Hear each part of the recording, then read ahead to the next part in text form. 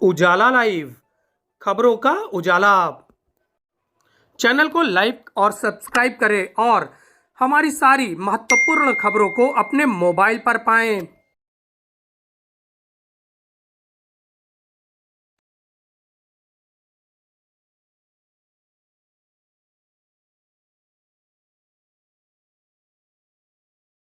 संगम नगरी प्रयागराज के कुंभ मेला क्षेत्र में होगी धर्म संसद।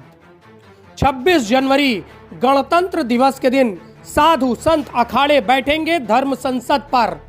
धर्म संसद में वक्फ बोर्ड की तरह सनातन बोर्ड बनाने की मुहिम पर होगी चर्चा। लगातार सनातनी इस सनातन बोर्ड की मांग कर रहे हैं। बागेश्वर धाम के साथ संतों में नई सनातन नीति के तहत सनातन बोर्ड के गठन की मांग लगातार चल रही है।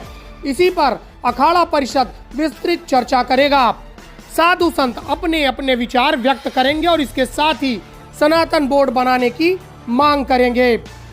साधु संतों का कहना है कि वक्फ बोर्ड की तरह सनातन बोर्ड होना चाहिए, जिससे जो हमारी जमीन है, जो हमारी जायदाद है, वो हमारे पास आएगी और उसके साथ ही हम आगे विकसित राष्ट्र बनाने का प्रयास करेंगे।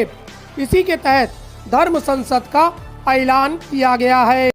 बहुत बहुत आशीर्वाद, साधुवाद आप सबको।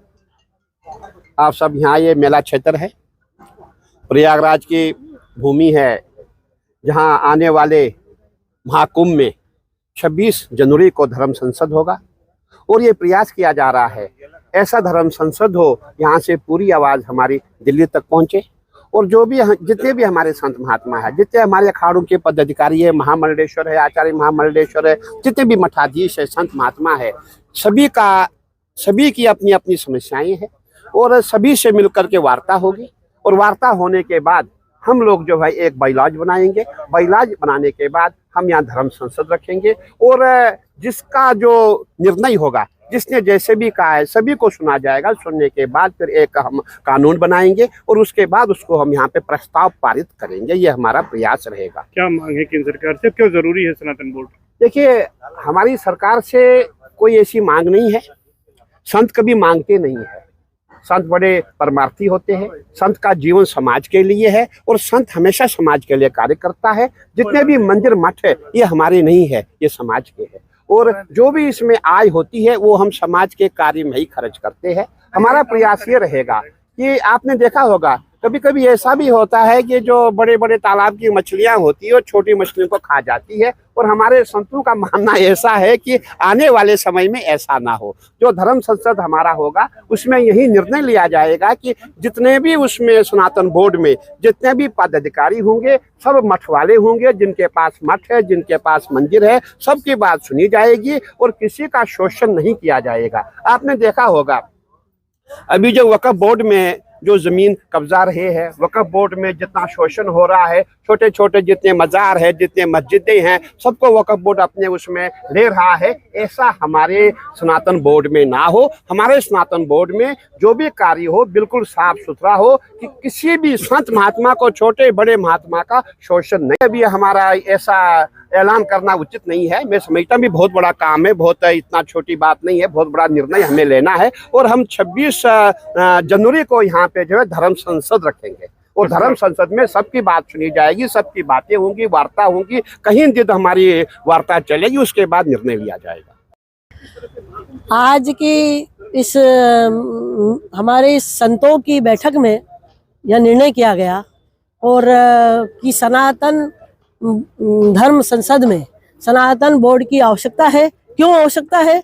क्योंकि आने वाले समय में हमारे समाज में, हिंदू परिवार सुरक्षित रहे। मंदिर और हमारे जितने भी बड़े बड़े मठ हैं, उन मठों पर कहीं कोई सरकार भी ना कब्जा करने पाए। छोटे से छोटा पंडित, उसका जीवन सुचारू रूप से चले, हिंदू परिवार का जीवन सुचारू रूप से चले, इसलिए सनातन बोर्ड का गठन हो रहा है। कहीं कोई भी अंतिम से अंतिम हिंदू परिवार, सनातनी परिवार को कहीं इस समाज में भय न रहे, इसलिए सनातन बोर्ड का गठन हो रहा है। जिस प्रकार वह बोर्ड का गठन इतने वर्ष पूर्व कर दिया गया। लेकिन हम शासन से, सरकार से मांग करते हैं कि हमारे हिंदू सनातन भाइयों के लिए भी एक सनातन बोर्ड का गठन की अति आवश्यकता है। तो धर्म संसद भी होना है जी, तो उसमें क्या प्रारूप रहेगा और क्या निर्णय लिया है? 26 जनवरी को हमारे आदरणीय अखाड़ा परिषद के अध्यक्ष रविंद्र पुरी जी महाराज की अध्यक्षता में 13 अखाड़ों के संत मुनि महात्मा आचार्य सभी आएंगे और उसमें एक विशाल धर्म संसद का आयोजन किया जा रहा है। लाखों करोड़ों की संख्या में अपने संत महात्मा आएंगे। तो उसमें हमने यह निर्णय किया है कि उस धर्म संसद में सनातन बोर्ड का गठन होगा और उस धर्म संसद में हम यह सबके सम्मुख ये बात रखने जा रहे हैं कि सनातन बोर्ड हमारी ही नहीं, महात्मा को सनातन बोर्ड की आवश्यकता नहीं, केवल और केवल सनातन हिंदू धर्म के लोगों के लिए सनातन बोर्ड का गठन किया जा रहा है। इसलिए है क्योंकि महात्मा तो सदैव परमार्थ में ही जीवन जीता है। महात्मा का स्वभाव है कि वो परमार्थ में ही जीवन जीता है, अपने लिए जीवन नहीं जीता महात्मा। तो महात्मा ये चाहते हैं कि अब सबको, हिंदुओं को जागने की आवश्यकता है, वरना आने वाले समय में बहुत कुछ देर हो जाएगी। तो इस प्रयागराज की इस भूमि पर गंगा के किनारे जो ये महाकुंभ का आयोजन हो रहा है, इस महाकुंभ में हम सब मंथन करके ही इस सनातन बोर्ड का गठन करने जा रहे हैं। देखिए, सनातन बोर्ड की मांग इसलिए की है और इसलिए इसकी आवश्यकता पड़ी है कि आज हमारे मठ मंदिरों पर कब्जा किया जा रहा है और उनको सुचारू रूप से चलने में विघ्न आ रहा है। ये हमारे जो मठ मंदिर है और छोटे छोटे जो मंदिर हैं जो देश को और समाज को सनातन धर्म के संस्कारों से जोड़ते हैं, सनातन धर्म की परंपराओं से जोड़ते हैं, वो सब सुरक्षित रहें और हमारा सनातन धर्म जो प्राचीन परंपराओं से चला हुआ आ रहा है, जो भारत की एक विशेष पहचान है, वो सुरक्षित रहे। इसलिए सनातन धर्म बोर्ड की आज हम लोगों ने माननीय अखाड़ा परिषद अध्यक्ष महंत रविंद्र पुरी जी को पत्र देकर के उनसे निवेदन किया है कि आप एक ऐसे बोर्ड का गठन करें जो सभी अखाड़ा के पदाधिकारी उसमें रहें और सभी आचार्यों की सहमति रहे और वो बोर्ड एक ऐसा कार्य करे, उसका संविधान इतना मजबूत हो कि जिससे आगे चल करके कोई उसका दुरुपयोग ना कर सके।